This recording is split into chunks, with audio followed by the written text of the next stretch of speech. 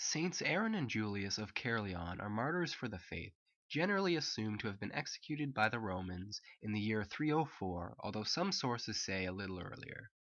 They were both Roman soldiers and were stationed at a fort called Isca Agustus near the town of Caerleon. Here is a photo of the ruins of an amphitheatre from the time of the Romans. It is possible that both Saints Aaron and Julius sat and passed the time as garrisoned guards there. Spreading Christianity was illegal in those days, and previous emperors, such as Emperor Severus, made attempts to stop soldiers from converting. Why? When soldiers converted, they often refused to take up military service, since that kind of job was often fraught with corruption and unnecessary violence.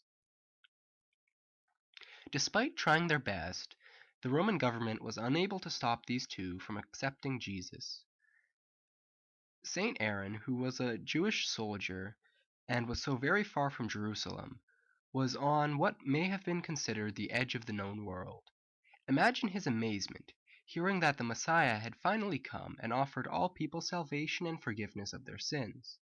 Imagine Julius, most likely a worshipper of the various Roman deities, learning of a single omnipotent God who cared so much for his creation that he gave himself as the ultimate sacrifice for all the world's wrongdoings.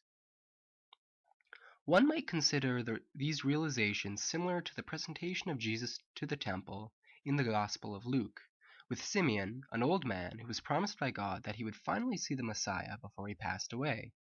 God does not disappoint.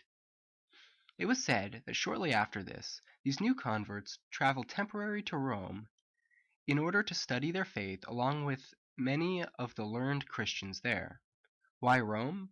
Well, it is said that the Apostle Peter traveled there, and as the rock on which Jesus founded his church was the very first pope, whose lineage has remained unbroken to this very day.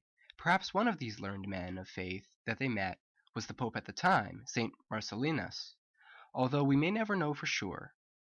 This is a church dedicated to their intercession.